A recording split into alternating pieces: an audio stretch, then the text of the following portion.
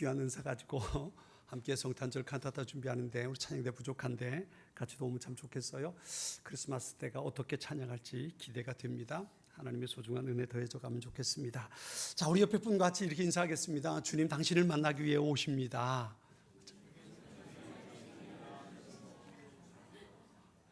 대림절이라는 건 주님의 오심을 기다리는 거지요. 그런데 베들레헴에 탄생하는 것이 아니라 2019년 크리스마스엔 우리의 삶 속에 또 여러분의 삶 속에 주님께서 오시는, 그래서 더 큰 소망과 영광이 더해지는 복된 절기 될 수 있기를 축원합니다. 우리가 요한계시록에 나오는 소아시아에 있는 7교회의 모습을 우리가 말씀을 통해서 찾아보고 있습니다. 그동안 에베소 교회와 소모나 교회와 버가모 교회의 이야기를 말씀을 함께 나눴습니다. 오늘은 두하디라 교회에 주신 말씀을 한번 같이 생각해 보려고 합니다. 두하디라 교회, 각 교회에 말씀하시면서 그 말씀하시는 주님의 모습을 다르게 말씀하시는 것을 볼 수 있어요. 오늘은 두하디라 교회에 찾아오신 주님의 모습은 이렇게 말씀하시죠. 그 눈이 불꽃 같고 그 발이 빛난 주석과 같은 하나님의 아들 그랬어요. 러시아의 작가가 소설가죠. 도스토옙스키가 그런 얘기를 했어요. 만약 하나님이 참으로 존재하지 않는다는 확신만 있다면 사람들은 못할 짓이 없다 그랬어요. 이게 참 무서운 얘기예요. 하나님이 안 계시다는 확신을 가지고 있다면 세상의 사람들은 못할 짓이 없다는 거예요. 그러니까 이 말을 바꿔 말하면 사람들이 그래도 이 정도 사는 것은 무엇 때문이에요? 하나님이 계시다는 것을 인식하기 때문이라는 거예요. 오늘 두하디라 교회에 찾아오신 주님의 모습이 우리에게 그런 의미에서 도전이 됩니다. 불꽃 같은 눈으로 우리를 보신다 그랬어요. 여기 불꽃 같은 눈이라는 것이 어떤 의미가 있을까요? 우리 앞에 예배실 앞에 보면 현수막이 하나 있어요. 그 현수막엔 코람데오라는 말이 써 있습니다. 코람데오라는 말은 라틴어인데요. 그 의미가 하나님 앞에서라는 말이에요. 하나님 앞에서. 이 말이 무슨 말이냐면 하나님의 시선을 의식하고 살아라 이 말이에요.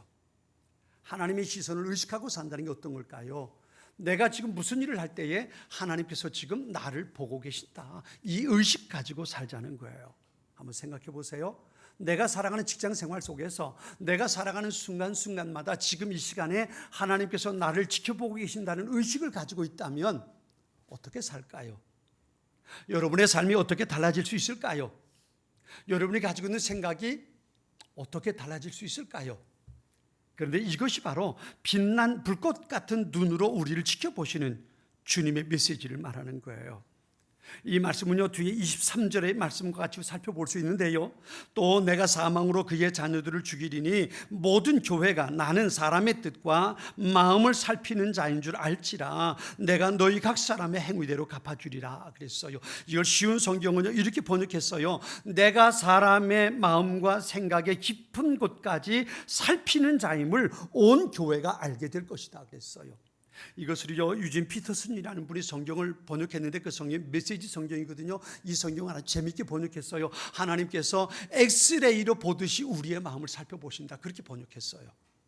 그러니까 이 말은요 우리의 행동뿐만 아니라 우리의 마음속에 가지고 있는 생각까지도 하나님께서 살펴보고 계신다는 거예요. 이 말을 다르게 말하면 우리의 마음속에 우리의 겉으로 드러난 행동뿐만 아니라 그 행동을 하게 된 내 마음의 동기까지 하나님께서 살펴보고 계신다는 거예요. 뿐만 아니라 더 무서운 것은요 주님의 발이 어땠냐 하면 빛난 주석과 같다 그랬어요. 이 주석이라는 것은 황동으로 된 발을 말합니다. 불같이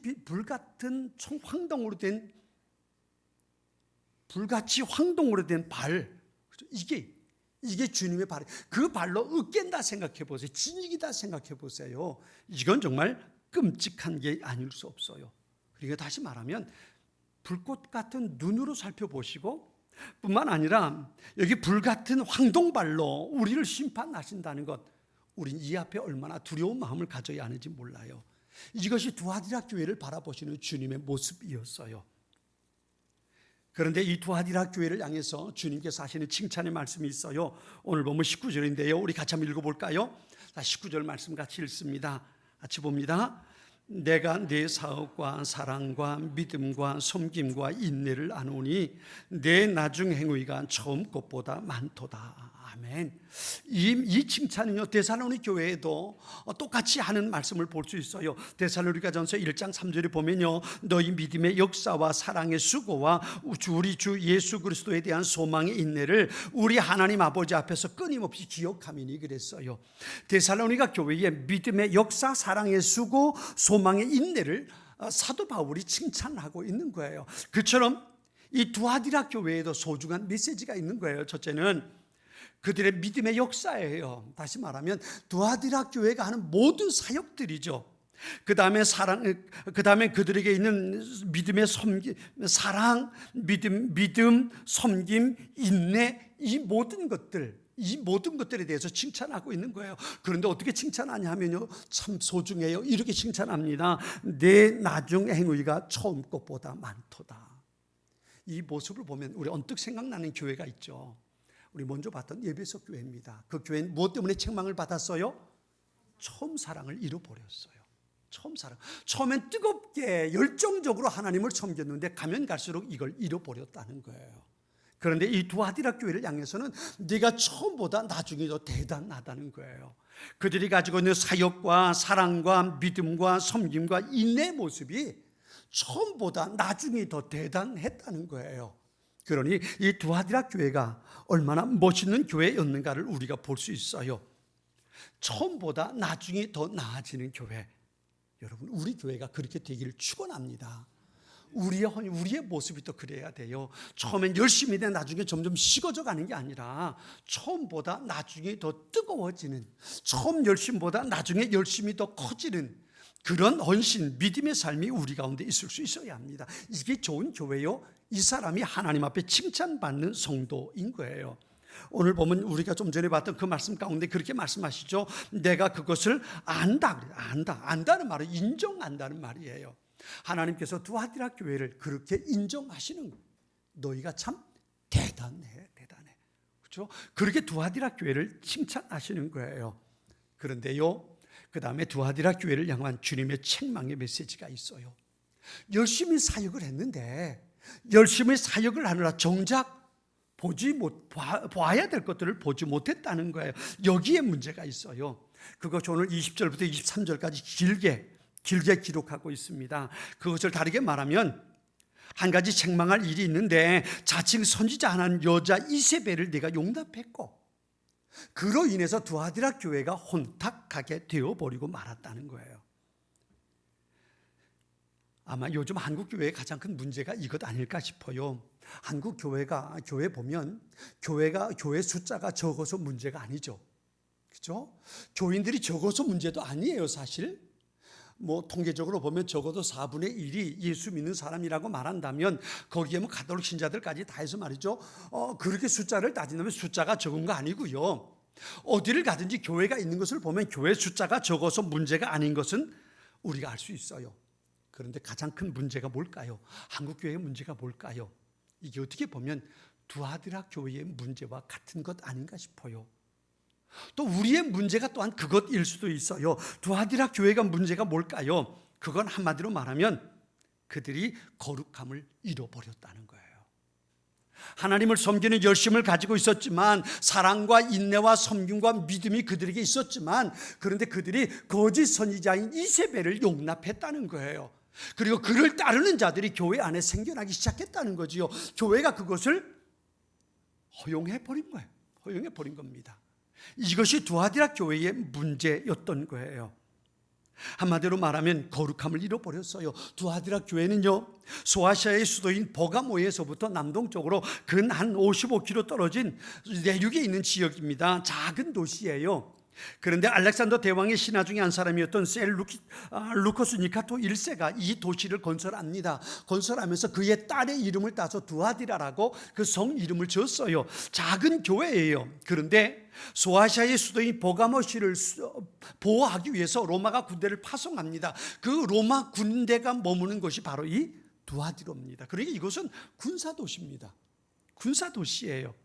비록 작은 도시였지만 그럼에도 불구하고 로마 군인들이 머무르면서 뿐만 아니라 이곳이 패션이 발달된 그런 도시입니다. 여러분, 이 두아디라 그러면 한 사람 생각나는 사람이 있어야 돼요. 그가 누구냐 하면 빌립보 교회의 첫 번째 신자인 루디아라는 여인입니다. 루디아.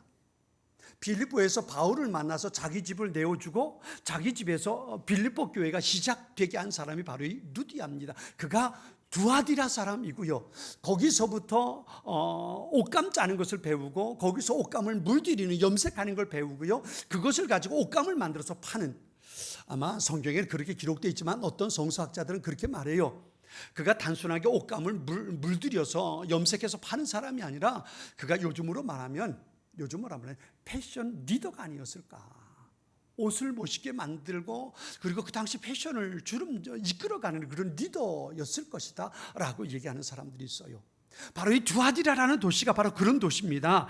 양모, 의류, 염색, 가죽 제품, 청동 제품 이런 것들이 발달되어 있는 도시가 두아디라예요. 그래서 루디아가 거기서부터 배운 직업을 가지고 빌립보에서 바울을 만나고 사업을 하게 되었던 거예요. 그러다 보니까 여기에 무슨 문제가 있냐 하면요, 이 두아디라에 그렇게 장사하는 사람들끼리 협동조합 비슷하게 만들어진 것이 있어요. 그게 길드라는 것인데요, 그리고 그 사람들끼리만의 조합이 있어요. 그래서 그들끼리 친선을 도모하고 물건을 사고 팔기도 하고 그랬는데요, 그러니까 두아디라 도시 이 성 안에서는 이들이 정치, 경제, 사회, 더 나가서 종교적인 역량까지 굉장히 막강하게 끼치는 사람들입니다. 그런데 이들이 가지고 있는 하나의 잘못된 태도가 있어요. 그게 뭐냐면 그들이 섬기는 신이 있었던 거예요. 그래서 그들끼리 함께 모여서 자기들이 섬기는 신에게 제사 드리고 그리고 그곳에 있는 신녀들과 더불어 음행하게 되는 성적인 문란함이 있는 그런 모습을 이 사람들이 함께 가지고 있었던 겁니다. 이게 오늘 본문에 나오는 이세벨이라는 여인을 통해서 교회 안에까지 들어오게 되는 거예요. 한마디로 말하면 이런 거지요. 오늘 보면 20절에 보면 용납함이니라는 말이 있어요. 용납한다 그랬어요. 세상 살려면 괜찮아. 이 말 한마디예요. 뭐 세상 사느라 그럴 수도 있지, 이렇게 돼버리고 만 거예요.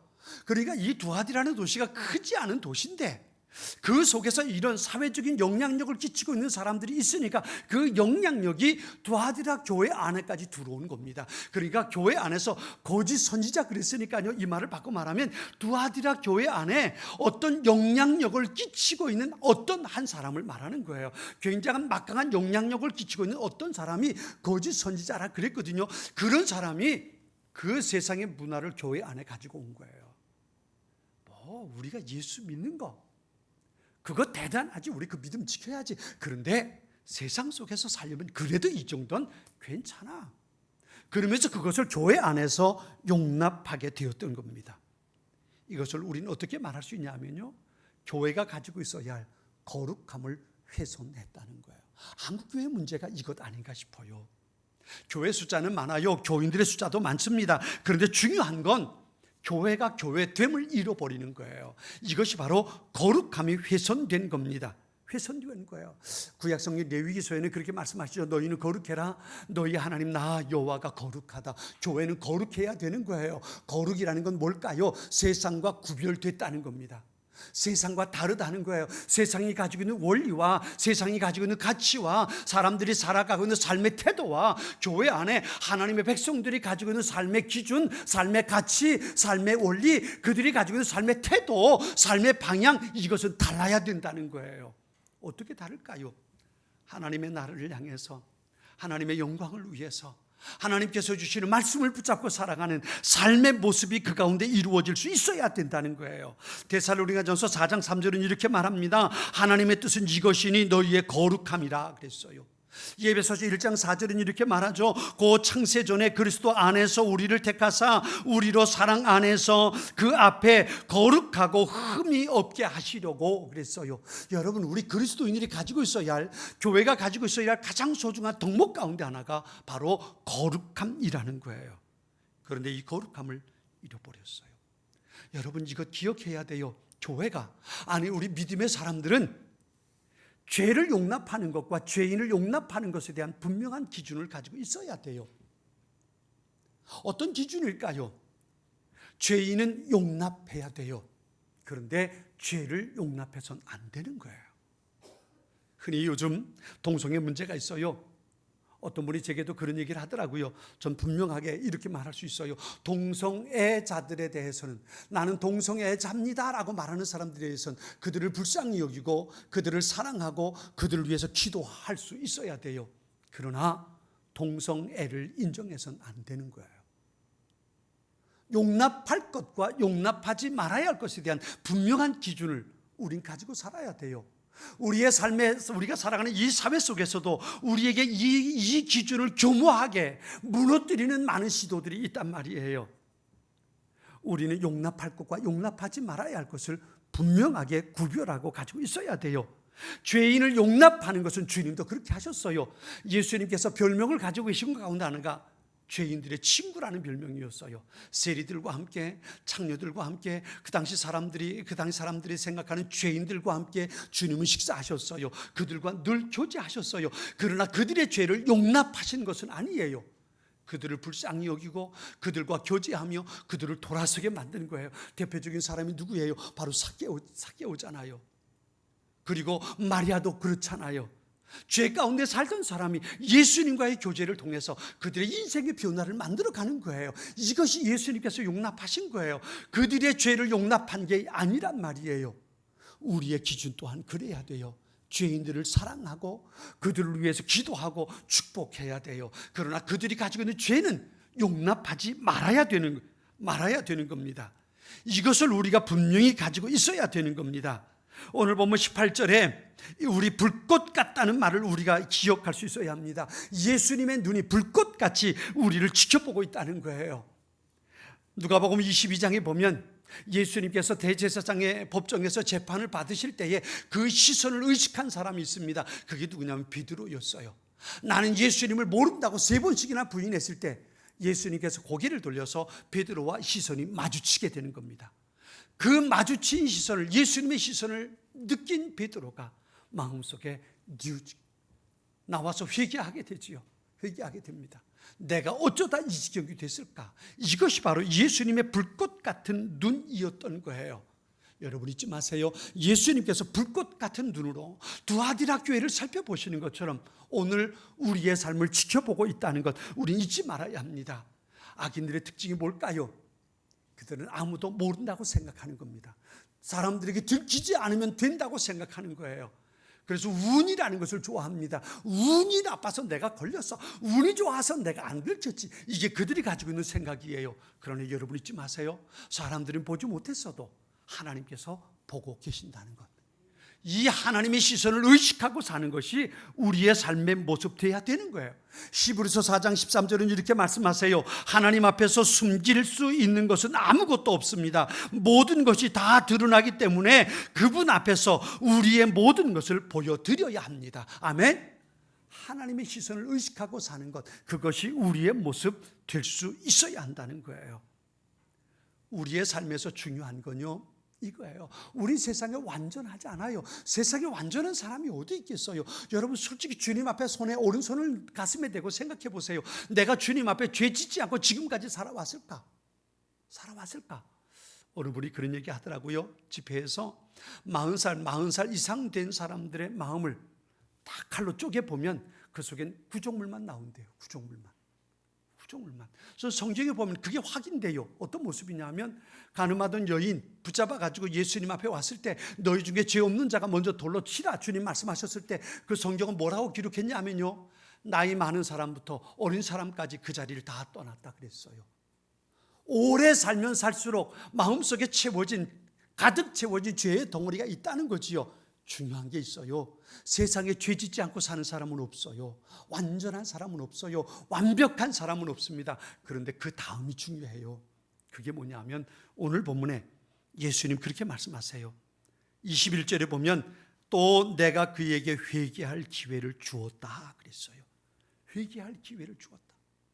내가 죄를 지었을지라도 그것이 끝이 아니라는 거예요. 주님께서 말씀을 통해서 내게 깨닫게 하셨고 회개할 기회가 주어졌을 때 내가 주님 앞에 내 죄를 자복하고 회개한다면 주님께서 얼마든지 그를 용납해 주신다는 거예요. 오늘 보면 23절 뒤에 보면 그렇게 말씀하셨어요. 각 사람의 행위대로 갚아주겠다 그랬어요. 이건 누구 얘기예요? 죄를 지은 사람이 아니에요. 죄를 지은 사람이 아니고 죄를 지었지만 그 죄를 깨닫고 회개하지 않는 사람이에요. 회개하는 사람. 하나님께서 회개할 기회를 주셨는데도 불구하고 회개하지 않은 사람, 그에겐 내가 행위대로 갚아주겠다는 거예요. 사랑하는 여러분, 잊지 마세요. 완벽한 사람은 없어요. 그러나 내가 죄를 지었을 때에 그 죄를 깨닫게 성령께서 역사하신다면 그것을 내 마음속에 있다고 주님 앞에 나와 자복하고 회개할 때에 하나님께서 그를 용납하시고 그를 받아주신다는 거예요. 가늠하던 현장에서 붙잡힌 여인 예수님께 왔어요. 모든 사람들이 그를 돌로 치지 못하고 떠나갔어요. 근데 예수님 그 여인을 향해서 말씀하시잖아요. 나도 너를 정죄하지 않겠다. 아멘. 이것이 우리에게 들려주시는 주님의 메시지예요. 내가 죄를 지었을지라도 주님 앞에 내 죄를 회개한다면 나도 너를 정죄하지 않겠다. 내가 너를 위해서 십자가에 죽었지 않냐. 주님께서 그 사람에게 평안히 가라고 말씀하시는 거예요. 이것이 우리가 들어야 할 주님의 축복의 메시지란 말이에요. 회개할 기회를 주었지만 회개할 기회를 잃어버린 사람에게 예수님은 불꽃 같은 눈으로 살펴보실 것이고 빛나는 주석 같은 발로 그를 심판하실 거란 말이에요. 우린 이것을 두려워해야 돼요. 다윗도요, 바세바를 범하고 그리고 그 남편 우리아를 전쟁에 내보내 죽여버리는 살인까지 저질렀을 때에 하나님께서 나단 선지자를 통해서 그 죄를 깨닫게 하셔요. 그랬더니 다윗이 침상에 들어가서 하나님 앞에 애통하며 회개하는 모습을 볼 수 있잖아요. 그래서 성경은 말합니다. 다윗은 하나님 마음에 합한 자라. 죄가 없어서가 아니에요. 죄를 깨달았을 때 하나님 앞에 그 죄를 드러내고 자복하고 회개했단 말이에요. 그래서 그가 하나님 마음에 합한 자예요. 그런데 아담과 하와는 보세요. 주님께서 에덴 동산에 찾아오셔서 아담아 어디 있느냐라고 부르실 때에 하나님의 명령을 거역하고 선악과를 따먹고 회개할 기회가 주어졌을 때 회개하지 못했어요. 끝내 그는 에덴 동산을 추방당하고 죽음이라는 것을 맛보게 되는 거예요.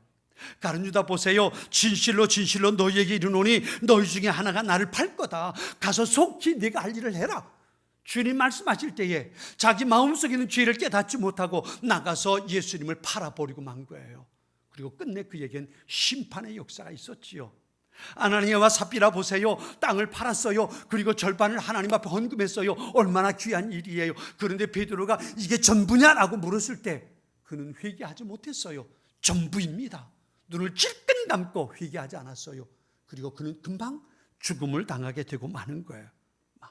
여러분, 우리에게 회개할 기회가 주어졌을 때 우리가 주님 앞에 회개한다면 우리 안에 거룩함이 다시 회복되는 거예요. 이것이 두아디라 교회를 주시는 소중한 메시지인 겁니다.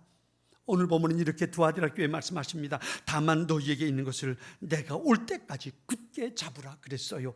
그리고 26절에 보면 이기는 자에게는 그리고 상을 주신다 그랬어요. 26절부터 29절까지 같이 한번 읽어볼까요? 26절부터 29절까지입니다. 자, 같이 한번 읽겠습니다. 같이 봅니다. 이기는 자와 끝까지 내 일을 지키는 그에게 만국을 다스리는 권세를 주리니 그가 철장을 가지고 그들을 다스려 질그릇 깨는 것과 같이 하리라. 나도 내 아버지께 받은 것이 그러하니라. 내가 또 그에게 새벽보를 주리라. 귀 있는 자는 성령이 교회들에게 하시는 말씀을 들을지어다. 아멘. 주님의 이 음성을 듣는 복된 성도들이 되시길 축원합니다. 끝까지 지키고 이겨내는 사람, 어떤 사람이에요? 끝까지 하나님께서 우리에게 주신 거룩함을 지켜내는 사람이에요. 거룩함을 훼손당하지 않고 거룩함을 잃어버리지 않고 그리고 거룩함을 끝까지 지켜내는 그 사람에게 주님은 이렇게 말씀하세요. 예수님께서 그와 함께 하시고 주님께서 주시는 권세를 가지고 세상을 다스리는 자가 되게 하겠다는 거예요. 예수님과 함께 영원토록 왕노릇하는 사람들이 되게 하시겠다는 거예요. 이것이 바로 끝까지 거룩함을 지켜가는 사람들의 모습이에요. 요즘에 세상을 보면요, 이렇게 볼 수 있어요. 교회 목표는 세상을 거룩하게 만드는 거예요. 아멘. 교회 목표는, 성도들의 가장 큰 비전은 우리가 살아가는 삶 속에 하나님의 나라를 건설하는 거예요. 이게 바로 세상을 거룩하게 만드는 겁니다. 그런데 이 세상의 목표는 뭘까요? 사탄의 목표는 뭘까요? 사탄의 목표는 거꾸로예요. 교회를 세속화시키는 거예요. 교회의 거룩함을 무너뜨리는 거예요. 교회를 속되게 만드는 거예요. 성도들의 거룩함을 무너지게 만드는 거예요. 이게 세상의 목표고 이것이 사탄의 목표예요. 우리는 세상을 거룩하게 만드는 거예요. 이것을 위해서 우리를 부르셨어요.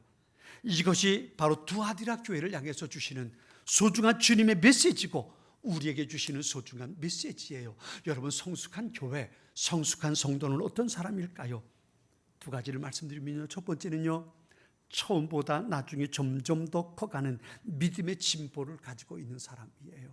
여러분이, 우리 교회가 그렇게 될 수 있기를 바랍니다. 처음보다 시간이 가면 갈수록 믿음이 좋아지고, 시간이 가면 갈수록 주님 앞에 더 헌신하고, 시간이 가면 갈수록 주님을 더 뜨겁게 사랑하고, 시간이 가면 갈수록 주님의 뜻을 더욱 찾아내는 성도와 교회, 이게 성숙한 교회요, 성숙한 성도입니다. 오늘은 내가 여기 있지만 내일은 저만큼 하나님을 사랑하는 것, 오늘은 내가 여기서 예배하지만 오늘은 내가 저 앞에 가서 하나님을 예배하는 것, 자라가는, 성장해가는 겁니다. 두 번째는요, 거룩함을 지켜내는 교회, 거룩함을 지켜내는 성도, 이것이 바로 성숙한 교회요 성도의 모습입니다.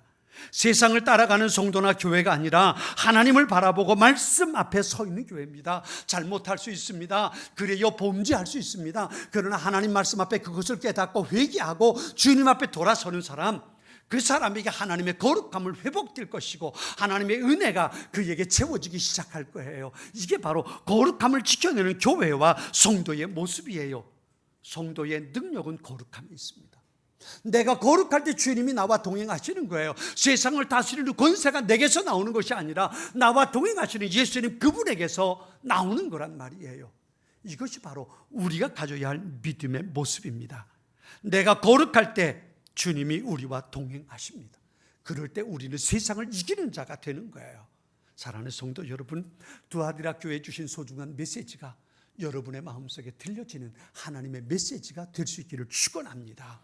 처음보다 나중에 더 성장하는 교회, 처음의 사랑보다 나중에 주님을 더 뜨겁게 사랑하는 성도, 하나님께서 나를 부르심에 따라 하나님 앞에 거룩함을 지켜내는, 그러니까 주님과 동행하며 세상을 다스리는 하나님의 사람, 세상에 더 큰 영향력을 끼쳐가는 우리 교회가 될 수 있기를 주님의 이름으로 축원합니다. 이 믿음의 메시지를 가지고 주님 앞에 믿음 위에 믿음을 더하는 우리 모두가 될 수 있기를 바랍니다. 그 결단하는 여러분을 이 시간 주님의 성만찬의 자리로 초대합니다. 이것은 하나님의 백성